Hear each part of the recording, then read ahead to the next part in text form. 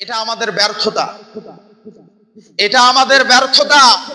আমরা নিজেকে রাসূলের উম্মত দাবি করি, অথচ রাসূলের আদর্শ আমাদের ভালো লাগে না। ডাক দিয়ে বলে, হে আমার রব, ইয়া উম্মতি ইয়া উম্মতি ইয়া উম্মতি। আল্লাহ রাব্বুল আলামিন ডাক দিয়ে বলবেন, নবী গো, আপনি আর কাঁদবেন না। আপনার উম্মতের কিছু সংখ্যক লোককে আমি বিনা হিসাবে জান্নাতের ফয়সালা করে দিলাম। ইল্লা মা তাবা ওয়া আমানা ওয়া আমিলা আমালান সালিহান فأولئك يبدل الله سيئاتهم حسنات وكان الله غفورا رحيما إن الله وملائكته يصلون على النبي يا أيها الذين آمنوا صلوا عليه وسلموا تسليما اللهم صل على محمد وعلى آل محمد كما صليت على إبراهيم وعلى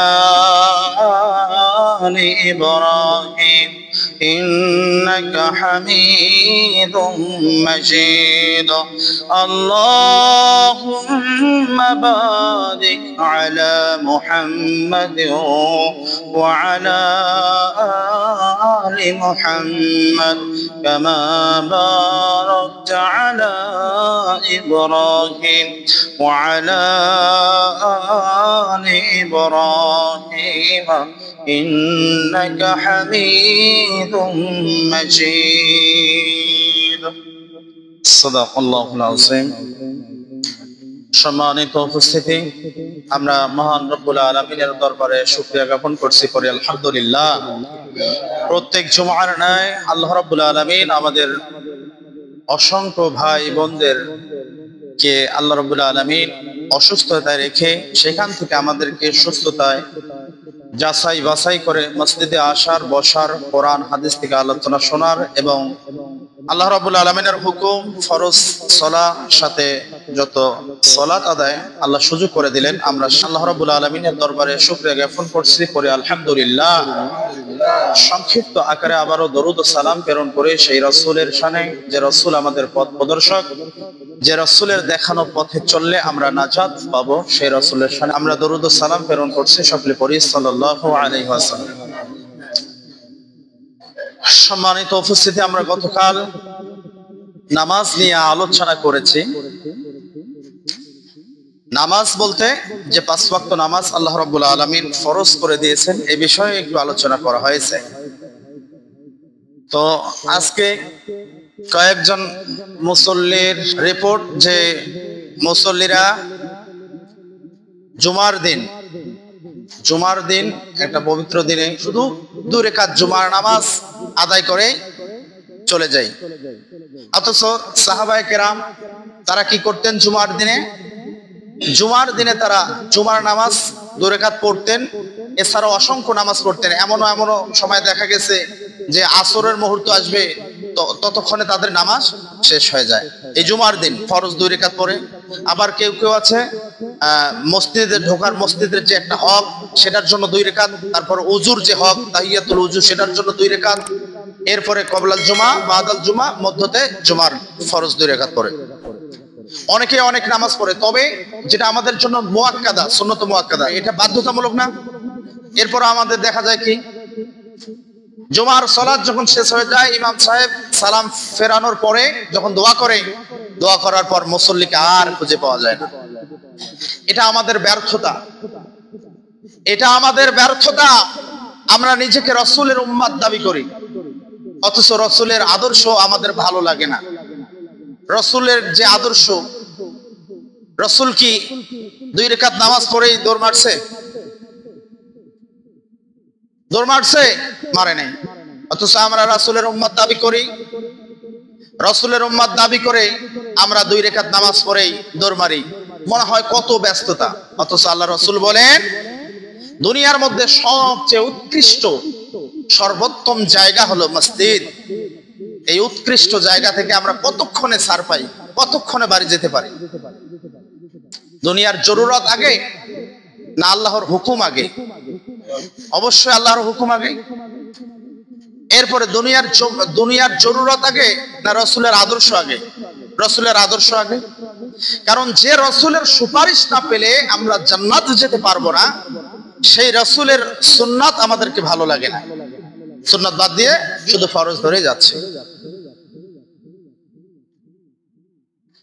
ফরজ তথা আল্লাহর কোরআন, সুন্নাত তথা আল্লাহ রসুলের হাদিস বা আদর্শ আপনি একটা ধরে কখনোই সফলতা আনতে পারবেন না, পথভ্রষ্ট হয়ে যাবেন। কারণ আল্লাহ রাব্বুল আলামিন তার কোরআনে জায়গায় জায়গায় নামাজের কথা বলেছেন, কিন্তু কোন নামাজ কত রাকাত পড়তে হবে এটা কিন্তু বলে নাই। সেটা আমরা কোথায় পাই? রসুলের আদর্শে, হাদিসে। এখন যদি আমরা শুধু কোরআন মানি, নামাজ পড়লেই তো হলো, 2 রাকাত পড়ছি তাতে মেলা, ফরজ তো পড়ছি, তাহলে আমরা রসুলকে হারালাম। শুধু আল্লাহকে পেলে হবে না, কারণ আল্লাহ রাব্বুল আলামিন সর্বপ্রথম এবং সবার আগেই আল্লাহ রসুলকে সুপারিশের অনুমতি দেবেন। আর আল্লাহ রসুল যাদেরকে সুপারিশ করবে না, শাফায়াত করবে না, তাদের কপালে মুসিবত ছাড়া আর কোনো কিছুই জুটবে না। কিয়ামতের দিন যখন ভাই বোন আত্মীয় স্বজন সকলেই পর হয়ে যাবে, সেই দিন, যেদিন মাথার উপরে সূর্য থাকবে, সেই দিন, যেদিন আজকে যেমন সূর্য অনেক দূর থেকে তা দিচ্ছে, সেই দিন 12টা মুখ দিয়ে সূর্য তা দেবে। সূর্যের গরম এত বেশি হবে যে মানুষ কারো কারো গা থেকে গা গলতে গলতে পায়ে টাকলু পর্যন্ত আসবে, কারো কারো গলতে গলতে পায়ের হাঁটু পর্যন্ত, কোমর পর্যন্ত, নাভি পর্যন্ত ঘাম বের হয়ে আসবে শরীর গলে গলে। তারা এক সময় দুঃখ কষ্ট সইতে না পেরে তারা একে অপরকে বলতে লাগবে, কিয়ামতের মাঠটা একদম সমতল, যেমন আজকের এই মসজিদ একদম সমান, কোনো উঁচা নিচে নাই। কিয়ামতের মাঠ হবে এমন সমতল, যেখানে একজন কথা বললে হযরত আদম আলাইহিস সালাম থেকে বর্তমান পর্যন্ত যত, অর্থাৎ কিয়ামতের আগ পর্যন্ত যত মানুষ ওই কিয়ামতের মাঠে থাকবে, একজন কথা বললে সকলেই শুনতে পারবে। একজন ডাক দিয়ে বলবে, তোমাদের যে আযাব দেয়া হচ্ছে, শাস্তি দেয়া হচ্ছে, তোমরা কি এখান থেকে রেহাই পেতে চাও না? সকলে বলবে, রেহাই পেতে তো চাই, অবশ্যই রেহাই পেতে চাই, কারণ এই আযাব তো সহ্য হওয়ার মতো না। তখন লোকটি বলবে, চলেন না আমরা সকলে যাই। আল্লাহ রাব্বুল আলামিন যাকে প্রথম দুনিয়ায় প্রেরণ করেছেন, নিজ হাত দিয়ে সৃষ্টি করেছেন, তৈরি করেছেন, হযরত আদম আলাইহিস সালামের সঙ্গে দেখা করি। তিনি তো পৃথিবীর প্রথম পুরুষ এবং তিনি আমাদের আদি পিতা। আমরা তার কাছে গিয়ে আল্লাহর সুপারিশের আশা করি। তিনি যদি আমাদের জন্য সুপারিশ করেন, হয়তো আল্লাহ এই আযাব থেকে আমাদেরকে রেহাই দিবেন। জান্নাত জাহান্নাম তো দূরের কথা, কিয়ামতের মাঠের বর্ণনা, এত আযাব দেয়া হবে, মানুষগুলো কষ্ট সইতে না পেরে প্রথমত হযরত আদম আলাইহিস সালামের কাছে যাবেন, যে বলবেন, হে আমাদের আদি পিতা, আপনি তো আমাদের আদি পিতা, আল্লাহ রাব্বুল আলামিন আপনাকে সর্বপ্রথম নিজ হাত দিয়ে মাটি দিয়ে তৈরি করেছেন, আপনি আমাদের জন্য সুপারিশ করুন। আপনি কি দেখতেছেন না আমাদের কষ্টগুলো?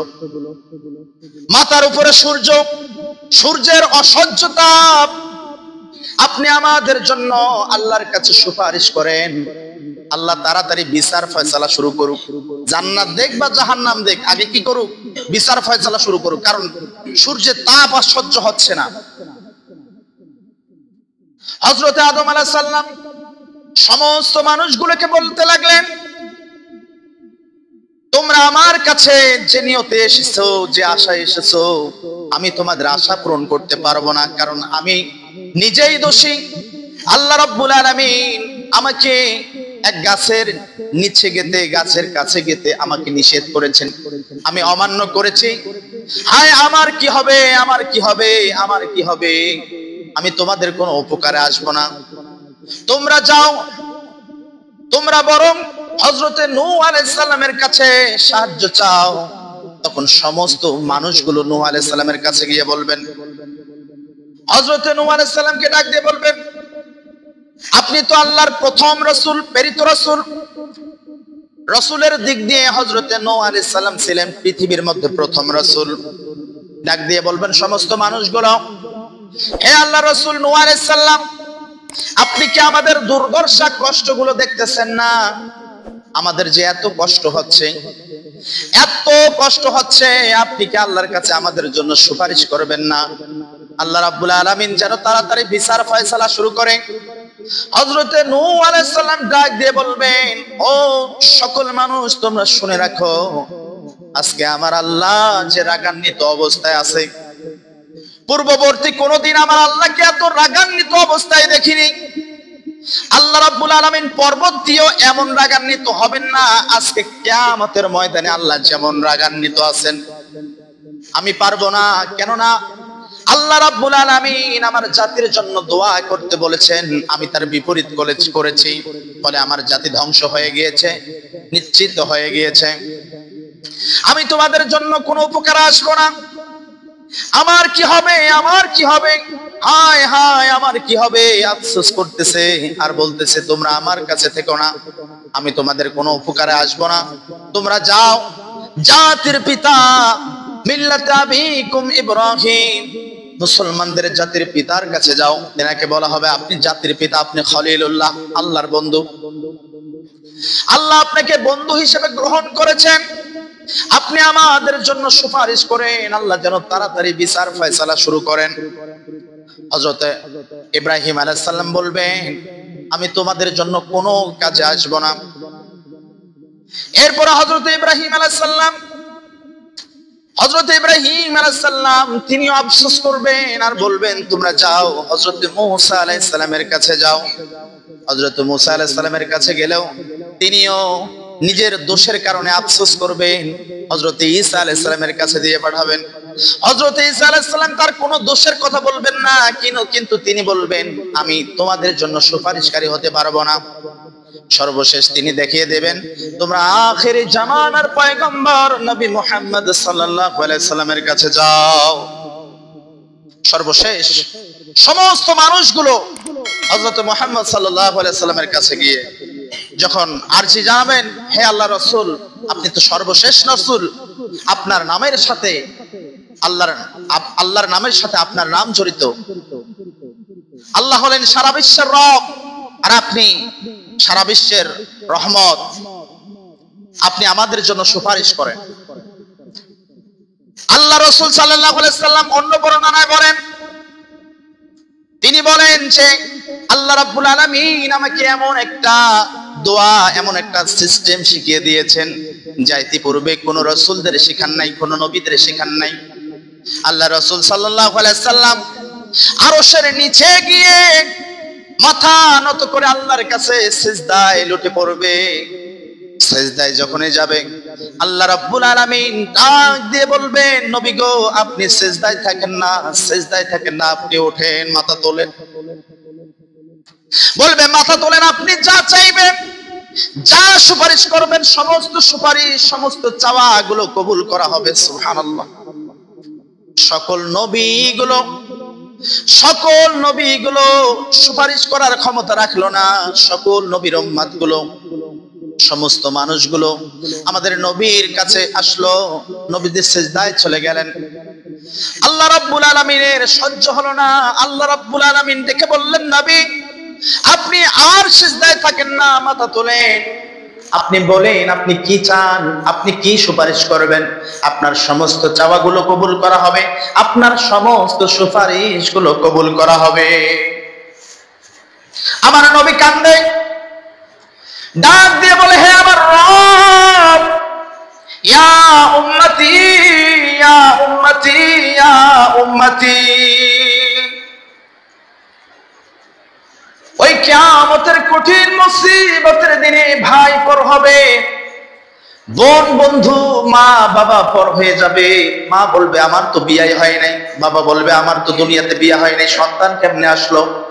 সবাই যেদিন পর হয়ে যাবে সেদিনও আমাদের রাসূল, আমরা যার উম্মত হিসেবে দাবি করি, আমরা যদি প্রশ্ন করি বলেন তো আমরা কার উম্মত, সঙ্গে সঙ্গে বলবো মুহাম্মদ রাসূলুল্লাহ সাল্লাল্লাহু আলাইহি সাল্লামের উম্মত। উম্মত দাবি করে তার আদর্শ আমাদের ভালো লাগে না, তার সুন্নাত আমাদের পছন্দ হয় না। সেই দিন কিয়ামতের দিন কেউ যখন পাশে থাকবে না, রাসূল বলবে ইয়া রব ইয়া উম্মতি ইয়া উম্মতি ইয়া উম্মতি, আমার উম্মত আমার উম্মত আমার উম্মত। সমস্ত মানুষগুলো আসবে আল্লাহ রাসূলের কাছে যে আপনি একটু সুপারিশ করেন, আর রাসূল বলবে আমার উম্মত আমার উম্মত আমার উম্মত। আল্লাহ রাব্বুল আলামিন ডাক দিয়ে বলবেন, নবী গো আপনি আর কাঁদবেন না, আপনার উম্মতের কিছু সংখ্যক লোককে আমি বিনা হিসাবে জান্নাতের ফয়সালা করে দিলাম।